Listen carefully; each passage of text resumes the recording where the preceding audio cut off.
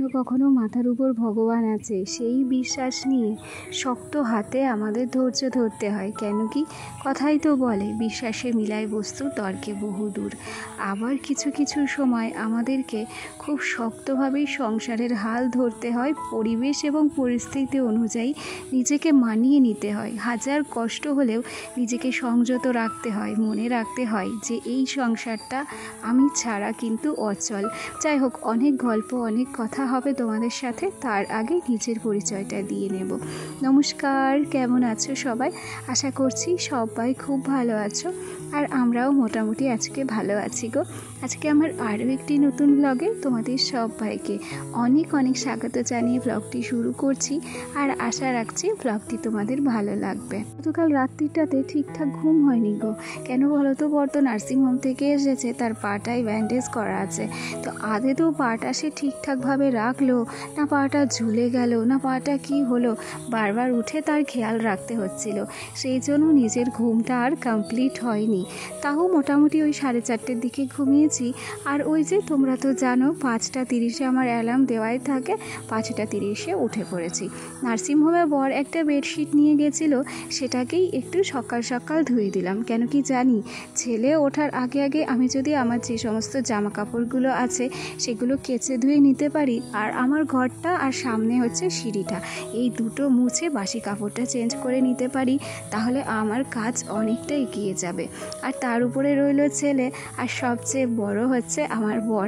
তো ও উঠলে ওর ধরো ব্রাশ ট্রাশ করিয়ে দেওয়া, ওকে জল টল দেওয়া, ওর ঠিক মতো খাবার দেওয়া, এগুলোই করতে হবে। তো সেগুলো করতে করতে আমি কিন্তু আর আমার এই ঘরটার দিকে নজর দিতে পারবো না। সেই জন্যই তাড়াতাড়ি উঠে আগে ওই যে বিছানার চাদর মাদরগুলো ওগুলোকে ভিজিয়ে দিয়েছি, আর তারপরেই এই যে ঘরটাকে ঝাড় দিয়ে নিচ্ছি। এই যে পাপোশ দুটো দেখছো, এরাও কিন্তু নোংরা হয়েছে। এরাও বলতে চাইছে যে রিমি আমাকে পরিষ্কার করো, কিন্তু আমি এখন নিরুপায় গো। আমি এদেরকে পরিষ্কার করব, তবে আজকালে নয়, আরও 2-4 দিন পরে হয়তো। কেন কি সব একসাথে করে উঠতে পারবো না। ওদিক থেকে ঘর পরিষ্কারের নোংরাটা ফেলে এসেছি জঙ্গলে, আর তারপরে এই যে চলে এলাম কলের পরে। যতটা তাড়াতাড়ি সম্ভব এগুলোকে ধুয়ে কেচে আরও যে সমস্ত কাজ আছে সেগুলোকে ঝটপট করে নেওয়ার চেষ্টা করব। তার মধ্যে রইল নিজের ব্রাশ করা, তারপর রইল হচ্ছে চা করা, আরও ছোটোখাটো টুকিটাকি কত কাজকর্ম থাকে। মেয়ে মানুষদের কি আর কাজের শেষ আছে বলো? সব কাজই একা হাতে করতে হবে, আবার স্বামী সন্তানের যত্নও নিতে হবে। এই পৃথিবীতে আমাদের মতো কিছু মানুষ আছে যাদের এই দৈনন্দিন কাজকর্ম করতে, সংসারের A to Z কাজকর্ম করতে যতটা না কষ্ট হয়, তার থেকে বেশি কষ্ট হয় ধৈর্য ধরতে। আমরা যেন খারাপ পরিস্থিতিতে ধৈর্য ধরতেই পারি না, তাই না? আমাদের মনে হয় এই খারাপ পরিস্থিতিটা কখন আমাদের জীবন থেকে সরবে, আর কখন আমরা একটু ভালো সময়ের মুখ দেখতে পাবো। তবে জানো তো, ধৈর্য আর সহ্য আমাদের কিন্তু অনেক কিছু শেখায়। কিছু খারাপ পরিস্থিতির মধ্যে আমাদের হাঁটতে হয়, ভালো সময়ের জন্য অপেক্ষা করতে হয়।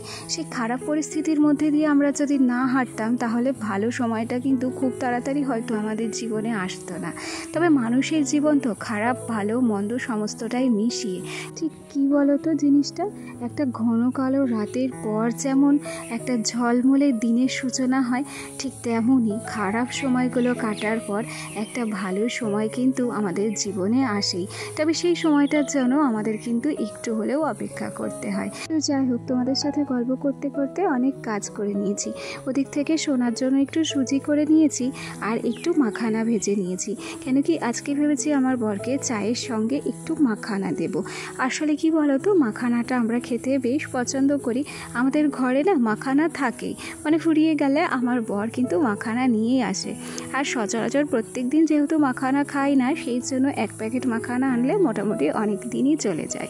ওদিক থেকে চাটুকুকে করে নিয়েছি, আর একটা গ্যাসে চাপিয়ে দিয়েছি রান্না।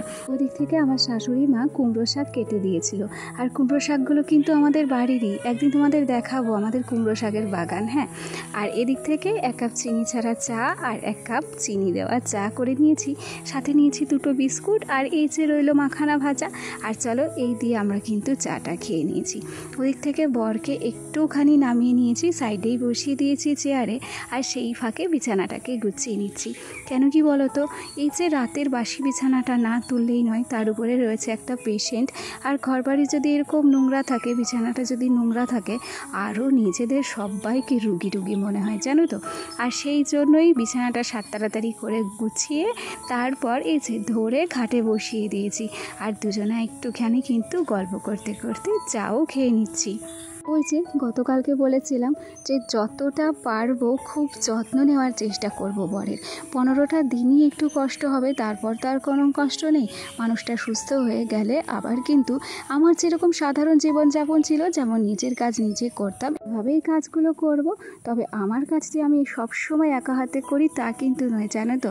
আমার বর ভালো অবস্থাতেও আমার অনেক হেল্প করে দিত, আর এখন তো অসুবিধে, সেই জন্য তাও বসে বসে আমাকে অনেক কাজই করে দেয়। অনেকটা হলেও আমার কিন্তু 2-4টে কাজ এগিয়ে যায়। এবার বসে বসে কী কাজ করে দেয় তার মধ্যে বলি, হয়তো বিছানার চাদরটা একটু ধরে ভাঁজ করে দিল, হয়তো মশারিটা দুজন মিলে ধরে ঝটপট করে ভাঁজ করে নিলাম, এগুলোই। তার বেশি কোনো কিছুই আমার বরকে কিন্তু আমি করতে দিই না। তো না, চলো তোমাদের সাথে গল্প করতে করতে ওদিক থেকে কিন্তু চাটুকুকে খেয়েও নিয়েছি, আর তারপর এই যে আলমারিটাকে একটু পরিষ্কার করছি। আসলে গতকাল যখন রুটি করব বলে আটা মেখেছিলাম রাত্রে, আমার ছেলে সেই আটা মাখা এনে এই যে আমার আলমারিটাকে দেখছো ভালো করে আটা লেপেছিল, সেটাকেই বেশ ঘষে মেজে পরিষ্কার করতে হচ্ছে। আর তারপর আমার খাটের সামনে যে ব্যারেলটা তোমরা দেখতে পাও, সেই ব্যারেলের উপর কিছু ছোট্ট ছোট্ট ছেলের খেলনা আছে, একটা ফুলদানি আছে, সেগুলোকে একটু ঝেড়ে বুঝে নিচ্ছি। যেহেতু আমার মাটির ঘর, টিনের ঘর, তোমরা তো জানো, তো এগুলোতে ধুলো পড়া কিন্তু অস্বাভাবিক কোনো কিছুই নয়। ধুলোবালির সাথেই আমাকে সংসার করতে হয় বলতে পারো। ওদিক থেকে গল্প করতে করতে এই যে চলে এলাম আবার বাথরুমটার কাছে। আজকে না গতকালকে একটু মাথায় তেল দিয়েছিলাম, আজকে শ্যাম্পু করব, তো ভাবলাম এই একটা সুযোগ, শ্যাম্পুটা যখন করতেই হবে তখন বাথরুমটাকে একটু পরিষ্কার করে নিই। আর বাথরুমে দিয়েছিলাম একটু রেড হারপিক, সেটা দিয়েই বাথরুমটাকে পরিষ্কার করে নিলাম। সচরাচর আমার হাতে সময় থাকে না জানো তো, তবে যেটুকু সময় থাকে আমি কিন্তু মোটেও সময়কে অপচয় করি না। আর কাজকে, আমার মতো মেয়ে কাজকে কিন্তু একটুও ভয় পায় না গো। আমি যখন হাতে যেরকম সময় পাই ঠিক সেই সময়ের মধ্যেই কাজকর্মগুলোকে কিন্তু কমপ্লিট করার চেষ্টা করি, আর সব সময় মনে ফুল এনার্জি নিয়েই কাজগুলো করি। কেন কি, এই সংসারে আমি যদি দুর্বল হয়ে পড়ি তাহলে আমার কাজগুলো কিন্তু অন্য কেউ করে দিতে যাবে না। আর একটা রুগী টানতে গেলে নিজেকে দুর্বল ভাবলে চলবে না, যতটা সম্ভব নিজেকে অ্যাক্টিভ থাকতে হবে, নিজের বরের যত্ন নিতে হবে, নিজের যত্ন নিতে হবে, আর এই সংসারটার গোটা দায়িত্ব নিতে হবে। তো আমি যদি দুর্বল হয়ে পড়ি তাহলে কিন্তু আমার সমস্ত কিছুই বৃথা যাবে, না নিজের বরকে সামলাতে পারবো, না এই সংসার সামলাতে পারবো। সেই জন্য মনে কষ্ট থাকলেও আমি কখনো কাউকে বুঝতে দিই না। আমি সব সময় পজিটিভ এনার্জি নিয়ে, মনে ফুল এনার্জি নিয়ে সব কাজকর্ম করার চেষ্টা করি জানো তো। চলো, তোমাদের সাথে অনেক গল্প করলাম, আর সেই সাথে বেশ কয়েকটা থালা বাসন ছিল, সেগুলোকে ধুয়ে শুকিয়ে নিয়েছিলাম। আর এই পর্যায়ে ছোট্ট ছোট্ট কয়েকটা ঝুড়িতে, একটাতে বাটি গুছিয়ে রেখেছি, একটাতে গ্লাস গুছিয়ে রেখেছি, যাতে না সমস্ত কিছুর মধ্যে এই গ্লাস বাটিগুলো হারিয়ে না যায়। আমি যাতে ঝটপট গ্লাসগুলো খুঁজে পেতে পারি, বাটিগুলো খুঁজে পেতে পারি। কী হয় বলো তো, একই বাটিতে কিংবা একই ঝুড়িতে যদি থালা বাসন বাটি গ্লাস রাখি তাহলে না ওই তাড়াহুড়োর সময়ে ছোট ছোট জিনিসগুলো কোথায় যেন হারিয়ে যায়, সেই জন্যই ওগুলোকে আলাদা করে রেখেছি আর কি, তার বেশি কিছুই নয়। ওদিক থেকে বিস্কুট আনা হয়েছিল, সেগুলোকে বয়ামে ভরে রেখে দিয়েছি, আর তারপর গ্যাসটাকেও পরিষ্কার করে নিয়েছিলাম। বর আজকে আবদার করেছিল লুচি খাবে, প্রচণ্ড গরম পড়েছিল, বেশ কষ্ট হয়েছে লুচি করতে। তবে সে যখন মুখ ফুটে খেতে চেয়েছে, তার আবদার তো আমি কখনোই ফেলতে পারি না। আমার যতই কষ্ট হোক, সে যা খেতে চায় আমি কিন্তু করে দিই। করেছিলাম একটু লুচি, সাথে দিয়েছিলাম জোয়ান আর কালো জিরে, আর করেছিলাম সাদা আলুর তরকারি। চলো, খাবারটা নিয়েও এসেছি, আর এখন তাকে খাইয়েও দেবো। আর আমার আজকের ভিডিওটি তোমাদের কেমন লাগলো কমেন্ট করে জানাতে কিন্তু ভুলবে না। আজকের ভিডিওটা তাহলে এখানেই শেষ করছি। সবাই ভালো থেকো, সুস্থ থেকো। আজ আসি, টাটা।